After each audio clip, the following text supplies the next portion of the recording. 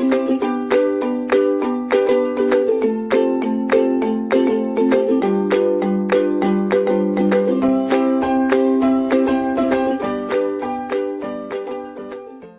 back to the lecture series on employee relations and labor laws. Good morning everyone, I am Dr. Kokila Saxena from JSS Academy of Technical Education, Noida.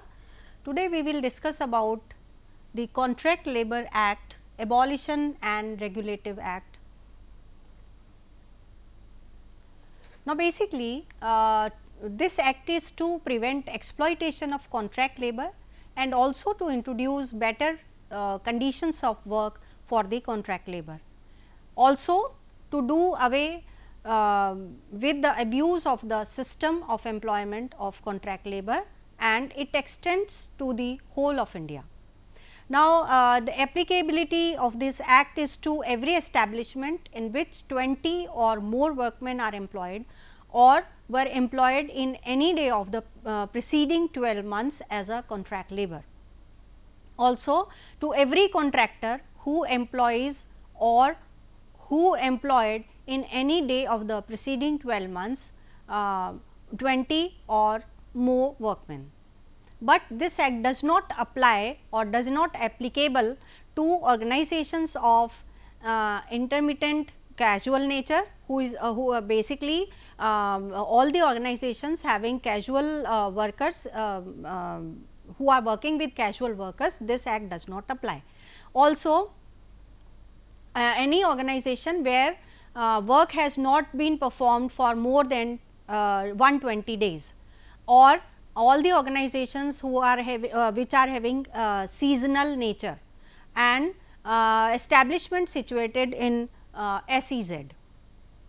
The act does not cover persons employed mainly in managerial and administrative capabilities, persons employed as supervisors drawing wages exceeding 500 rupees per month, or outworkers who are given materials or articles for processing or manufacturing in their own homes or in the premises which are not under the control and management of the principal employer. Now comes the registration of establishments employing contract labour. First is appointment of registering officer.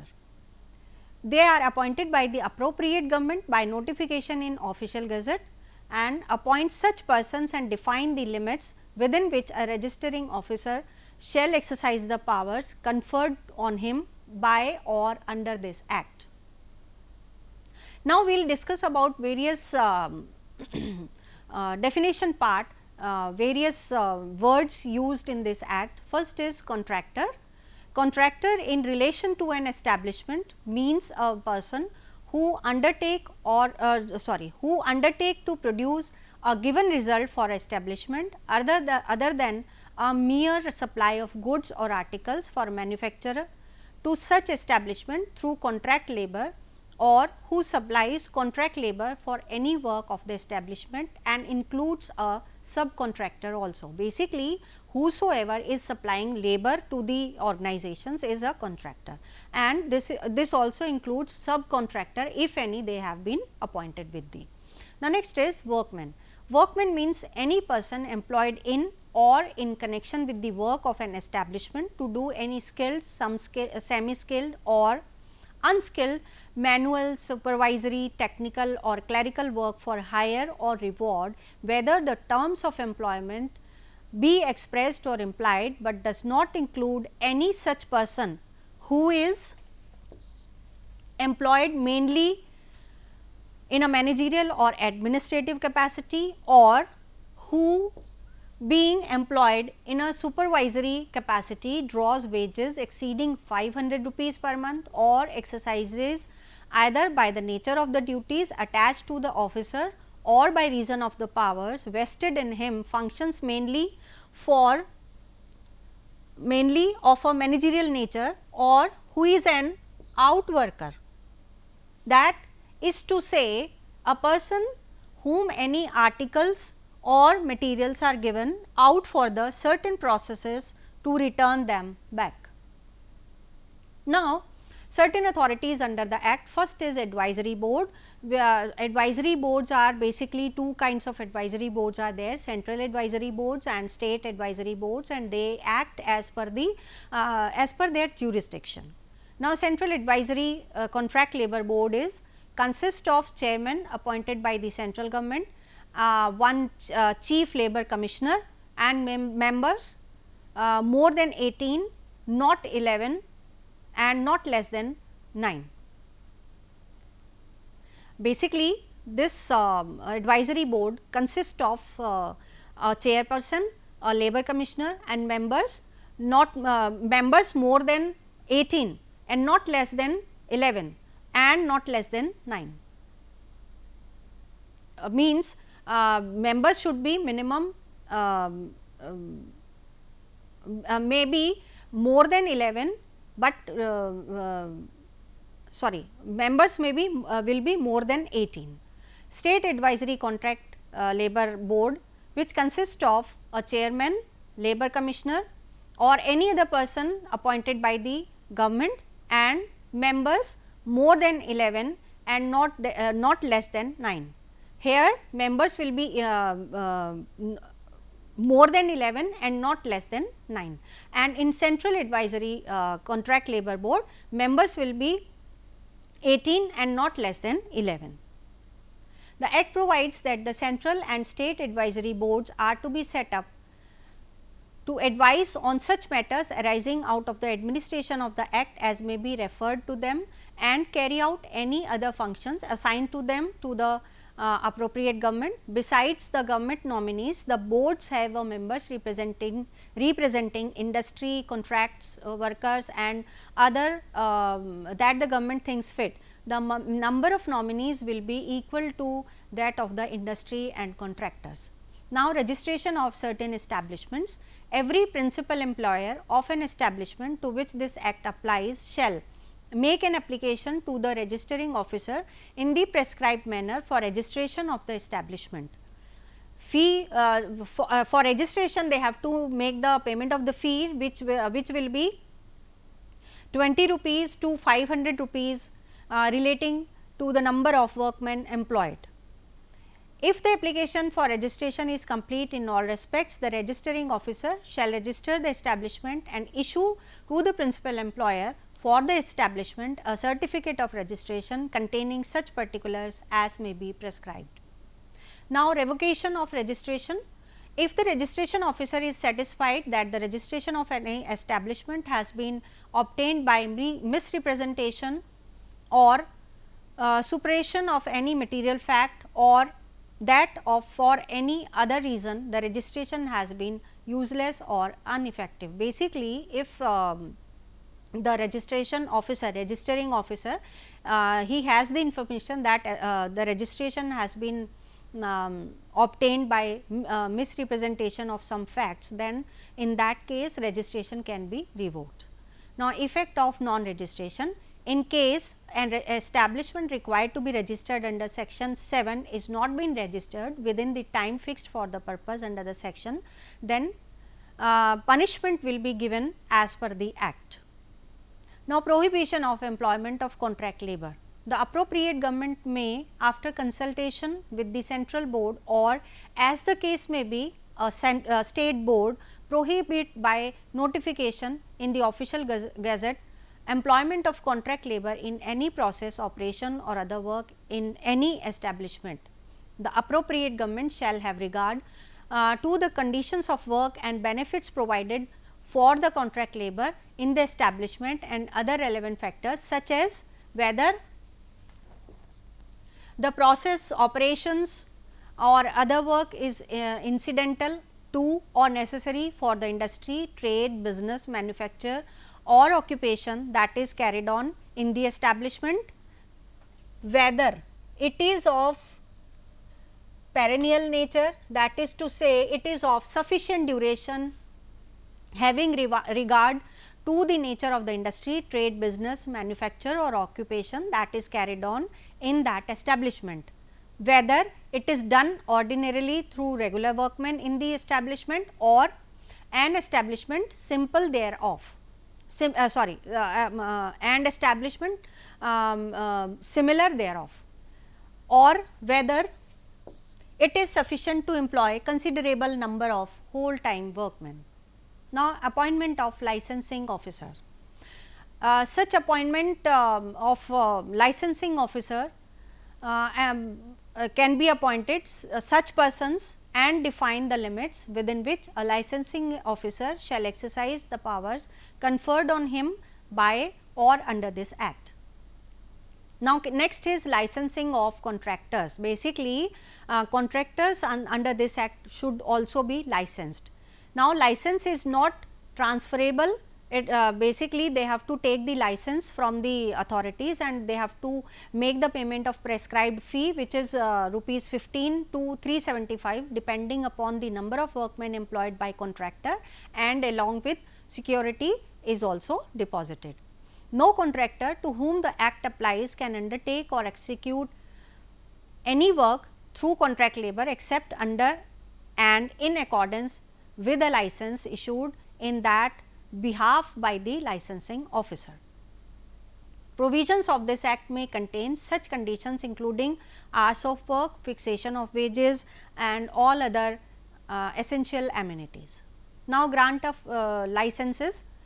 Every application for the grant of a license under subsection 1 of section 12 shall be made in the prescribed form and shall contain the particulars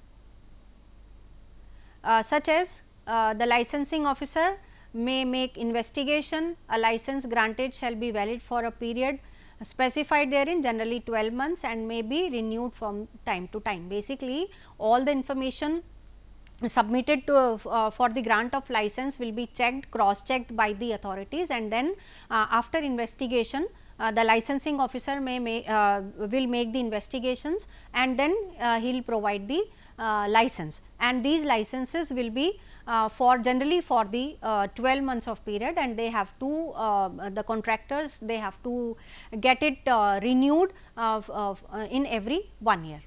Now, revocation, suspension and amendment of licenses. If the licensing officer is satisfied either on a reference made to him in this behalf or otherwise obtained by misrepresentation or suspension of any material fact, fail to comply with the conditions subject to which the license has been granted, the licensing officer may vary or amend a license granted under section 12. He has also the power to forfeit the sum, if any, or any portion thereof deposited as security for the due performance of the conditions subject to which the license was granted. Now, comes the appeals. Now, basically when we talk about any act, when we talk about authorities, when we talk about licenses, we have to go to appeals also. Basically, when there are certain acts and omissions, organizations make so many omissions or they make amendments to the provisions provided by the act as per their own convenience. So, all these things come under the appeals. The aggrieved person may within 30 days from the day on which the order is communicated to him prefer appeal to appellate officer, who shall be a person nominated by the appropriate government for this purpose. Period of 30 days can be extended if there is any sufficient cause. Basically, these days are provided under the Limitation Act provided by the Indian law, and any appeal can be done within the 30 days, and these 30 days can be extended if there is a sufficient cause for which can be justified.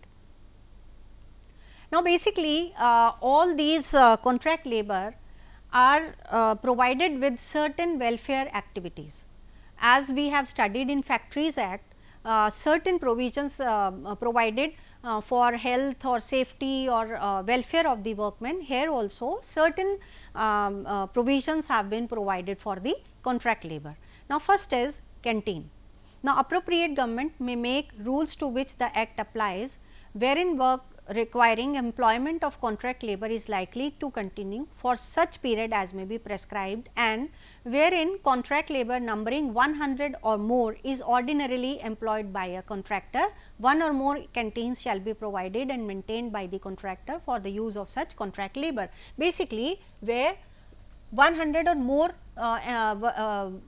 contract labor workmen are employed, canteens should be provided.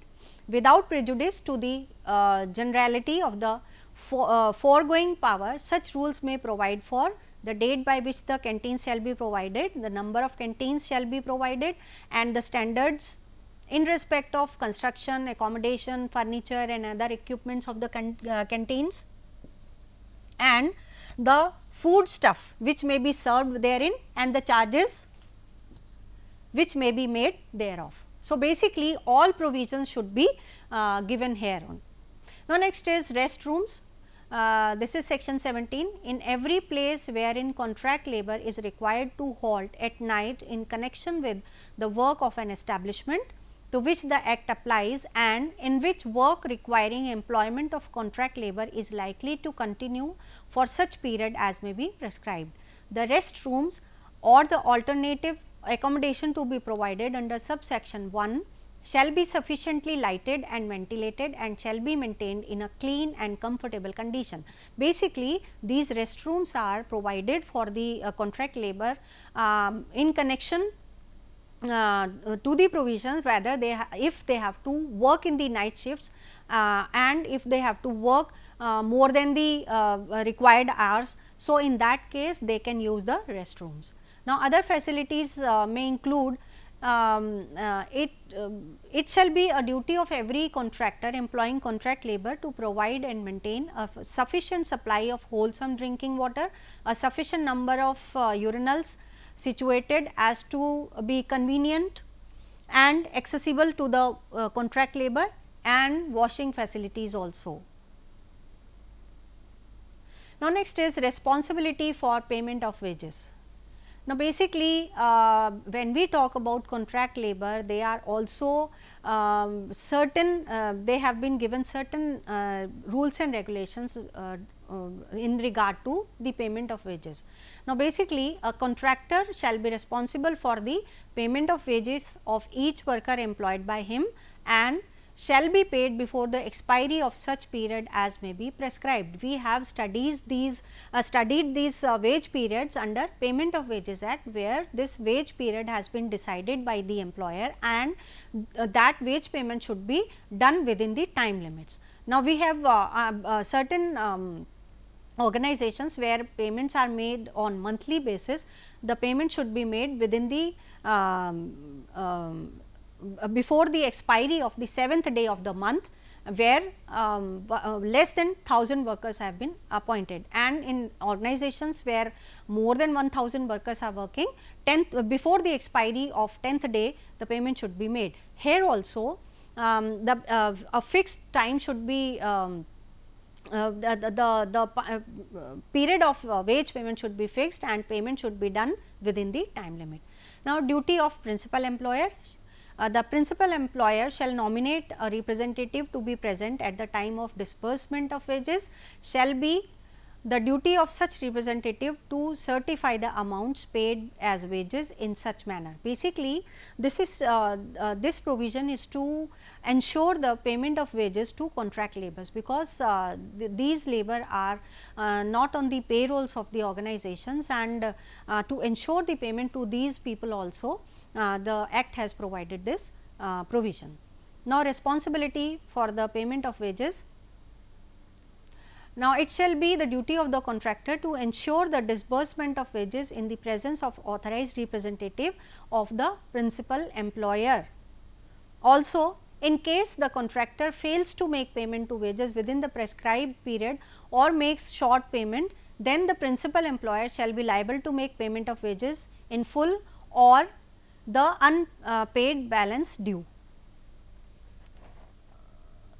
This is in the case where payment has not been fully done, all payments have not been made to the workers, and he can recover the amount so paid for the contractor either by deduction from any amount payable to the contractor under any contract or as the department as the debt payable by the contractor. Now, next is first aid facilities. This is section 19. There shall be provided and maintained by the contractor so as to be readily accessible during all working hours a first aid box equipped with the prescribed contents as at every place where contract labor is employed by him. Now, basically we have studied this provision also in Factories Act, where all the workers have been provided with the first aid box which is fully equipped, and a person who is responsible, person should be appointed who is responsible and who is well versed with the first aid facilities should be appointed in the factory, and these first aid facilities should be available all the time in the factory. Now, liability of principal employer in certain cases, if any amenity required to be provided for the benefit of the contract labor employed in an establishment is not provided by the contractor within the time prescribed thereof, such amenity shall be provided by the principal employer within such time as may be prescribed,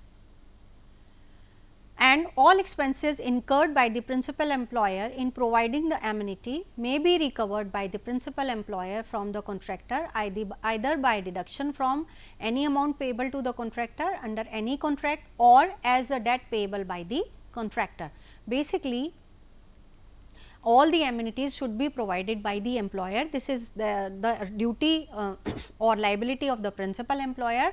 This is on the this depends on the principal employer and the contractor, or any understanding between them, how they manage all these facilities. Now, next is inspector. Now, the appropriate government by notification in the official gazette appoints such persons as it thinks fit to be inspectors for the purpose of this act, and define the local limits within which they shall exercise their powers under this act.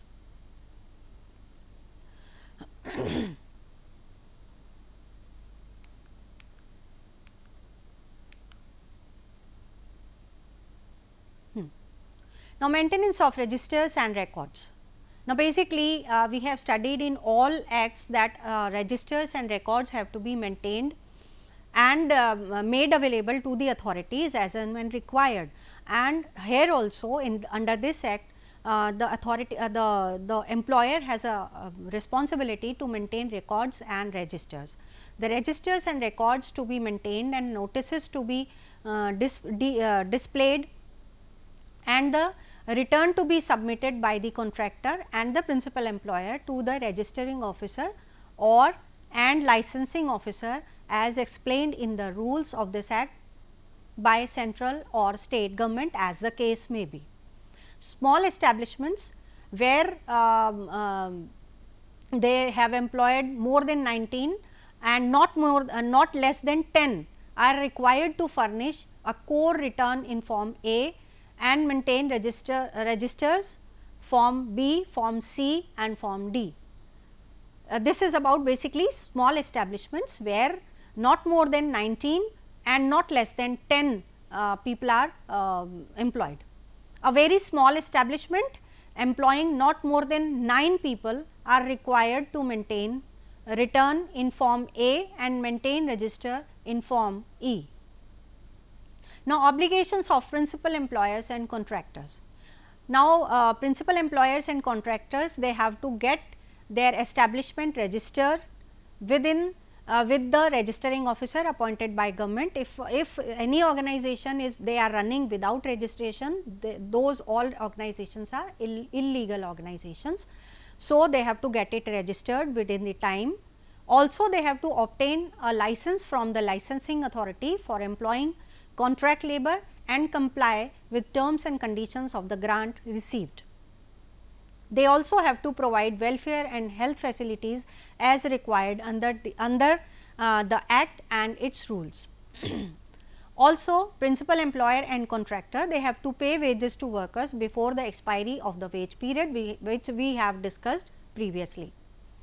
Cooperate with the inspectors in the inspection of premises, documents and records, and examining any person to determine the questions or provisions of the act. Also, they have to maintain the records and registers with such particulars of contract labor as nature of work performed, rate of wages and other information specified in act.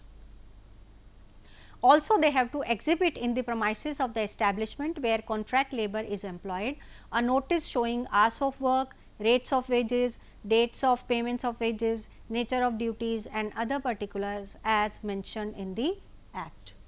Now, basically this is basically to ensure the working hours, the rates of wages paid to them, the payment of wages, duties, nature of duties workers have to perform, all should be mentioned here in the premises. Basically this also ensure the working conditions of workers, their security measures, all these things should be mentioned. Send a half yearly return to the licensing officer and yearly return to the registration officer, and to supply such information and statistics as may be required by the government from time to time. Basically they have to send a half yearly return to licensing officer and yearly return to the registering officer to continue with the registration of their organization. Now, rights of principal employer and contractor. The principal employer and contractor have a right to appeal to the appellate officer against the orders of the registration officer and the licensing officer, either for refusing or revoking registration or license within 30 days of receiving such orders. If they got the orders from registration officer or the licensing officer for the revocation or refusal of the registration, then they can go to the appellate authorities, and by represented by their representatives on the central and state advisory boards. Basically employer and contractors can be representative by their representatives. Now, rights of contract labor. Now, contract labor has a right to claim such working conditions, facilities and other benefits as are provided for under the Act and rules framed thereunder. Now, basically again this is to ensure all the facilities, working condition and benefits to the contract labor. They can be represented by their representatives on the central and state advisory boards. Basically contract labor, they can also send their representatives to the advisory boards, central or state as the case may be, to represent their issues. Now, basically we have studied today about various welfare and health provisions for the contract labor, which provides basically the Act provides that they should be provided with the canteen which is having all the accommodation, furniture, all the facilities, power, water, right. All facilities should be provided in the canteen. Then they have been provided with the restrooms also. Other facilities included supply of wholesome drinking water or urinals or washing facilities to ensure their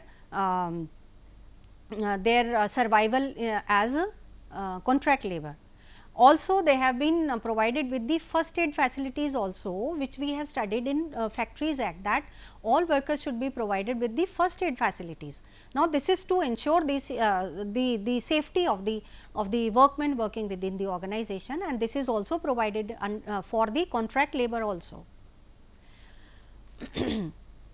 Also they have been provided with the inspectors who take care of all the rights given to the workmen who are on contract within the organization.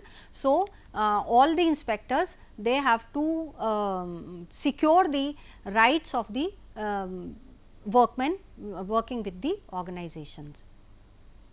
And also the maintenance of registers and records made compulsory under the organization under this Act to provide or to ensure all the facilities, all the measures provided under the Act to secure the people working within the organization, and this can be only ensured when registers and records are maintained with well maintained in the organization.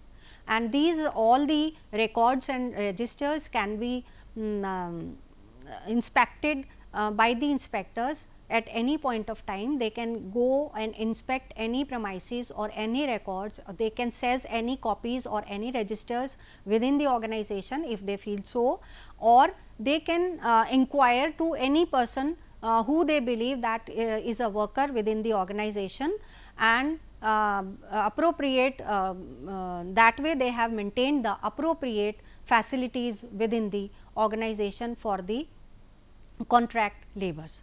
Thank you so much.